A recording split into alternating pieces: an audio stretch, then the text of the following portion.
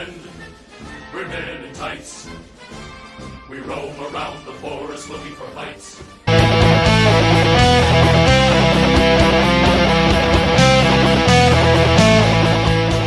What's happening, YouTube? My name is Immortal Coil, and I'm coming to you from on the wing again. Just wanted to spend a couple minutes. My friend Mary from the Fandom Collective, and my brother Black Angus Reviews. And I'd like to feel like hopefully I'm adopted by now. If not, that's cool. If so, why don't you make a video and shout me out? Brought up an interesting topic last night, which I think deserves a little bit of head scratchery. The topic was, number one, the media attempt to promote this idea of toxic masculinity, where heroines need to come in and save buffooning males, which was really set off like a powder keg because of that Leia fucking cartoon video by Star Wars kids. And then what the idea of true masculinity looks like. Well, at the time they were making their videos, my phone was dying. And actually, my phone is my pipeway to the internet. So, if I'm out of commission, I'm out of commission. But I did want to weigh in on this issue. Now, currently, my circumstance is like a grandpa fucking story, okay? And when I get old, I'm gonna milk the fuck out of this cow.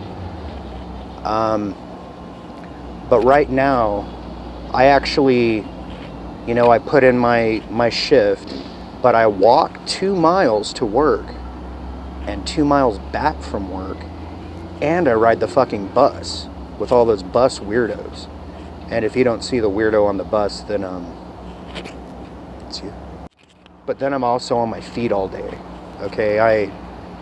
I'm not gonna bore you with the details of my job, but suffice it to say, after walking and standing all day, I get home, I'm tired, I want my beer, and then I'm also still trying to figure out how to entertain you guys enough that I don't have to do that for a living. I can just make like dumb YouTube shit for you. But then on top of that, I'm also a single father. I did a video or two where my daughter made an appearance. I'm actually thinking about doing something kind of like that again, but you have to limit the internet's exposure to your kids for safety reasons. But modeling what a true man looks like, especially to a 5-year-old little girl, in the hopes that she doesn't pick a fucking idiot as a mate, is probably one of the hardest jobs that a dad can do. And this is what's funny, even though her mother and I are not together anymore, she does have both of our presences in her life, as well as extended family. So she is well taken care of, the village is there, and she has a net underneath her. But in the absence of a strong male character in children's lives, it gets thrown out of balance. And this does not negate the role of, mothers or women in any way, but there's an old native saying that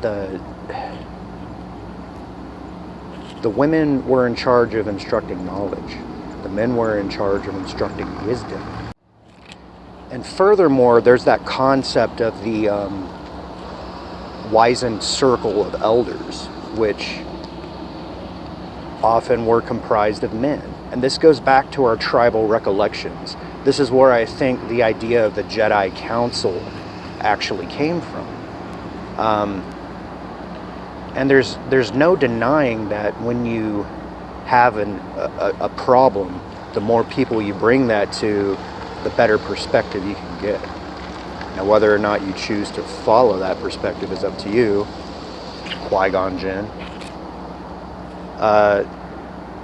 But whatever the results of the conflict become, karma has a way of fixing whatever problems arise of it. You don't have to call it karma. You can call it the wheels of fortune, or the hand of God, or the Tao, or the fucking turning of the yin yang. But the idea is there. Now, it was also that long ago that you didn't have Walmart. You had to go out and like physically get your food. And for all the vegan soy boys out there, that means you either had to become a farmer, or if you were like 90% of other men at the time, you had to hunt. Okay? Women are at home cleaning the house, raising the kids. The man is out killing dinner. Okay?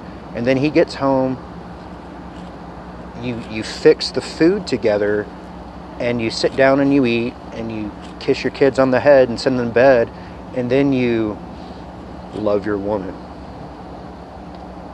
That was family life. And then people were closer at that point in time. Like, you knew your neighbor. You weren't scared to lock your door, and there wasn't mass media to tell you that, you know, black guys are scary and that white men are toxic and whatever. You know, Muslims are evil and going to blow up the fucking world. You just handled your shit on a day-to-day basis. You want to look at things like Braveheart. You want to look at things like the outlaw Josie Wales. You want to look at things like Man on Fire. These are real men doing real man shit for real man reasons, because no one else is going to do it. And despite their self-sacrifice, they still manage to gather family around them, because one of the true marks of a real man is that their energy and presence announce themselves, and that's attractive, and not just in the sexual sense. And that's a side topic we can talk about some other time. But in the sense that that sort of energy gathers respect and makes you want to follow them into battle. Sometimes as a leader, but mostly because you have the sense that that's your brother, or that's the type of person that you could possibly become. There's nothing toxic about that. This idea of toxic masculinity is purely propaganda. And look, I'm not saying that there's not assholes out there who beat their wives, or like slap kids, or, you know, put drugs in people's drinks. But I think that a lot of that behavior, honestly, is the reaction to the type of society that we've built. Because the world is insane.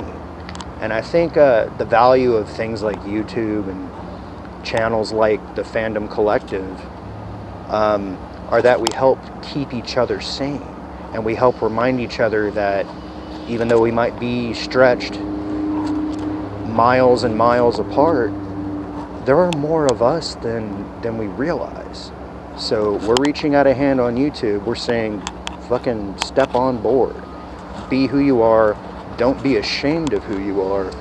You know, you can be a strong woman. You can be a strong man.